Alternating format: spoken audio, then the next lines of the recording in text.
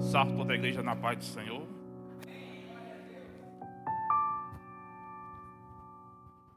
Irmão, abre aí o livro em Jonas, capítulo 1, versículo 4.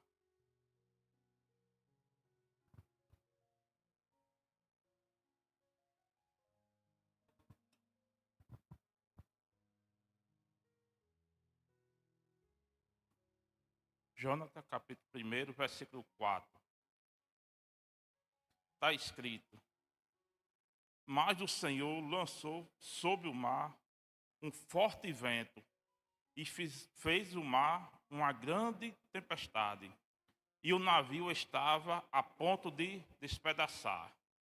Então os marinheiros, cheios de medo, clamaram cada um aos seus deuses e lançavam ao mar as cargas que estavam no navio, para aliviarem do peso deles. Jonas, porém, havia descido ao porão e se deitado, e dormia profundamente.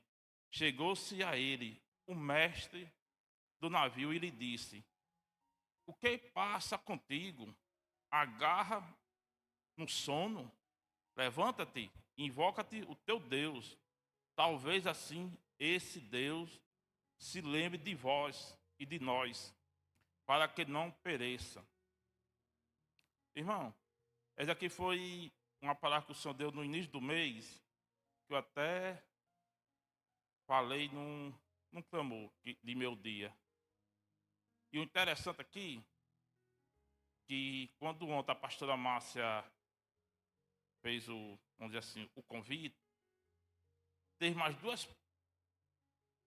algo que eu não tinha percebido. Um foi que, a seguir, que eu vou entrar nesse ponto, Jonas disse que podia jogar ele no mar. Só que os marinheiros não fizeram no primeiro momento. Aí, o que é que eu trago para a minha vida? É que eu comparo o barco à minha vida, o barco ao meu coração, o barco ao meu local de trabalho, o barco à minha casa. O barco sou eu. E tudo que está ligado a mim diretamente. E o que eu acho interessante é que ele estava fugindo do Senhor, porque não queria fazer o que o Senhor pediu.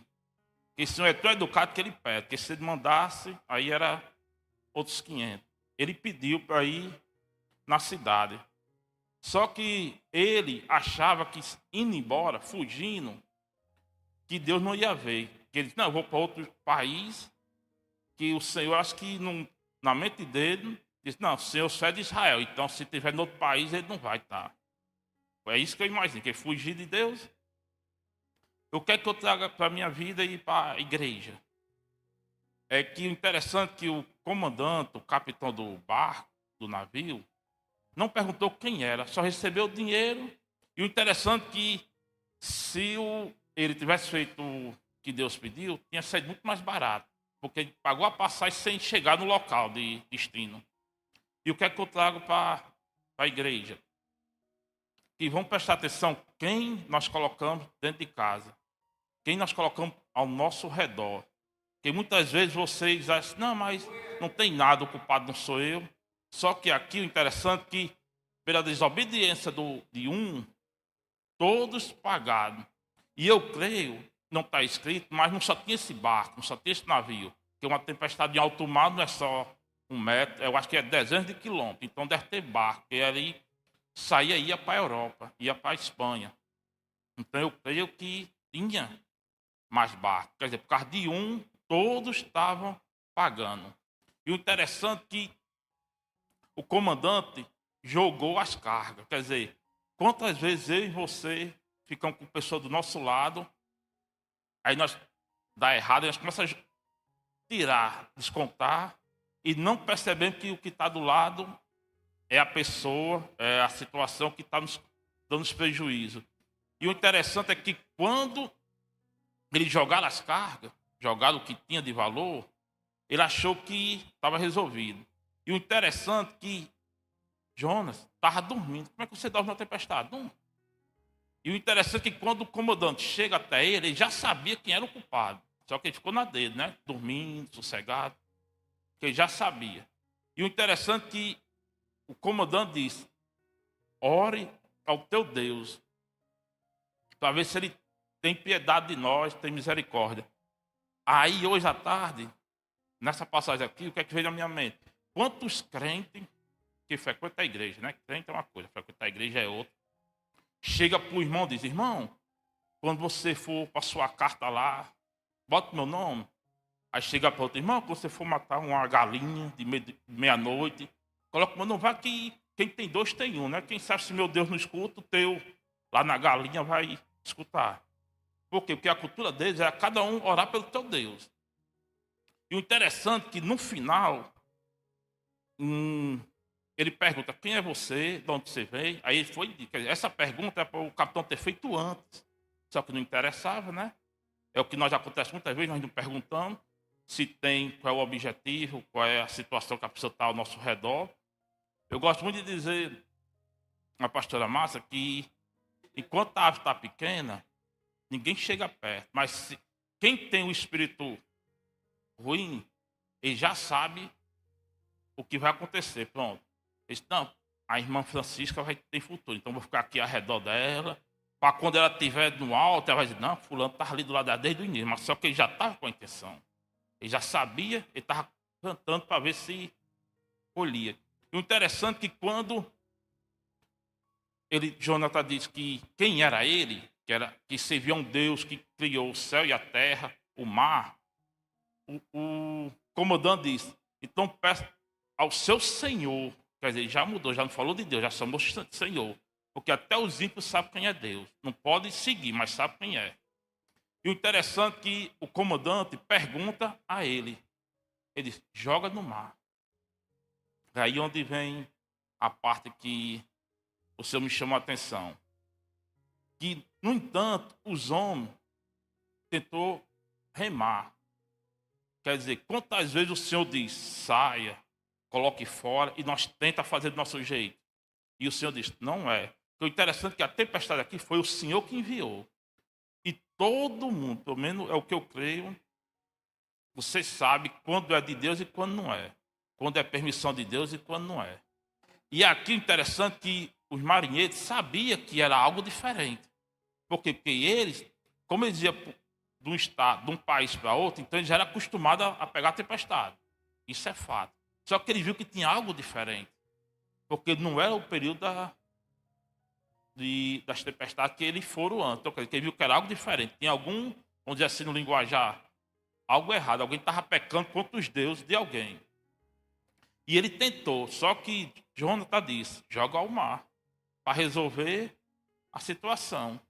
Só que os marinheiros ficou: não, vamos aqui dar o nosso jeito. É tanto que no versículo 13 está escrito: então os homens remavam, esforçavam-se para alcançar a terra, mas não podia, porque o mar se levantou.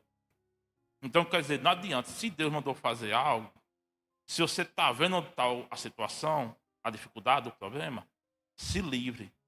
Não adianta, porque você só vai afundar, você só vai chegar num ponto que podia ter evitado toda essa situação.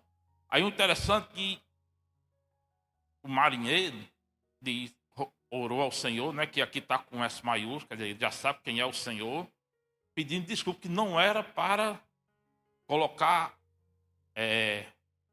a culpa da morte para eles. É o que muita gente, nós gostamos de fazer. Não, Senhor, eu vou sair, mas não bota a culpa não. Mas aí foi o Senhor que mandou. Ele viu que a situação era ele. Tem um linguajar que eu acho interessante assim. Quando Deus coloca alguém no deserto, não tenta ajudar. Porque senão senta no deserto junto. Porque o deserto é da pessoa. Uma coisa é a pessoa precisar de ajuda. Não se meta não, que aí é entre a pessoa e Deus. Se você se meter, Deus, então pronto, já que você quer ajudar, então vamos aqui juntar tudo no mesmo deserto. É isso que esse período eu fiquei meditando. E o Senhor me fez me lembrar que um dia estava eu, a pastora Márcia e a diaconisa Estano. Aí a pastora Márcia falou com uma pessoa, amiga em comum, que disse: vai acontecer algo no seu ministério. Aí passou, né? Aí um tempo depois, nas estradas da vida, se encontrou e disse assim: pastora Márcia, o que a senhora falou, os 5 dias aconteceu. Eu nunca esqueci dessa situação. Por quê? Porque tem situação que Deus permite passar 1 ano, 10 anos, 20 anos, 30 anos, mas tem situação que Deus corta no início, porque Ele sabe que o prejuízo vai ser maior. Aí eu nunca esqueci, até conversando disso. Já imaginou se os 5 dias aconteceu, se tivesse deixado 1 mês, 2 meses, 1 ano, o estrago ia ser maior. Então, foi o que eu meditando essa palavra. Que foi rápido, porque Deus tem um propósito. Deus não esperou ele chegar no destino para voltar, não. Deus cortou na metade. Fez logo e tem que fazer para ele voltar. Porque Deus queria. Porque quando Deus quer, Ele faz. E se Ele pediu algo, não adianta nós correr. Porque mais cedo ou mais tarde, nós vamos ter que fazer. E o interessante é que é melhor fazer, isso é minhas palavras, é melhor fazer sem apanhar do que apanhar e fazer. Então, já que eu tenho que fazer, então vamos fazer sem sofrer tanto. Porque fazendo, se dizer que fazer a obra do Senhor é fácil, é não. Mas é prazeroso e nós temos algo na frente. E não permitir que pessoas que nós colocamos no nosso meio para nos prejudicar. Não clamou de manhã, clamou pela nação. Não clamou de meu dia. Eu usei o exemplo da casa. Eu uso na minha vida 3 fases, 3 intimidades. A sala, a cozinha e o quarto. Dependendo de onde você der liberdade, der a pessoa, o estrago vai ser maior. Se você der intimidade para a pessoa chegar na sua sala, o estrago é pouco. Mas se você der liberdade para chegar na tua cozinha, abrir a tua panela, abrir a sua geladeira, o estrago é maior. Por quê? Porque tem pessoas que entram na tua casa, na tua vida, não para lhe ajudar, mas só para pegar informação para depois jogar na tua cara contra você. Se você não tiver as pessoas certas perto de você, não pedir orientação ao Senhor, tem situação que você passa na sua casa, que é rotineiro, mas a pessoa vai e aumenta. Se você der a intimidade da pessoa entrar no teu quarto, e se ela falar de você, quem está fora vai acreditar. Por quê? Porque a liberdade que ela tem, a amizade que você tem com a pessoa é grande. Então o mundo vai acreditar. Se você anda com uma pessoa e ela fala depois algo contra você, o estrago é maior. Por quê? Porque quem vai duvidar? Não, fulano está o dia todo com a pessoa, então é verdade. Então, vamos meditar assim que não vamos fazer como o comandante, né? Colocar uma pessoa do nosso lado, no nosso convívio, sem saber para quê, para onde e qual é a intenção da pessoa. Porque se ele tivesse dito que estava fugindo de Deus, ou então dos deuses, né?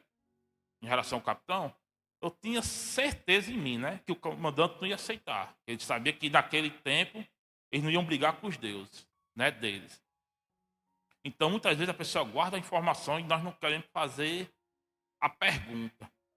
Por quê? Porque nós não queremos. Não tem nada a ver, não é problema meu.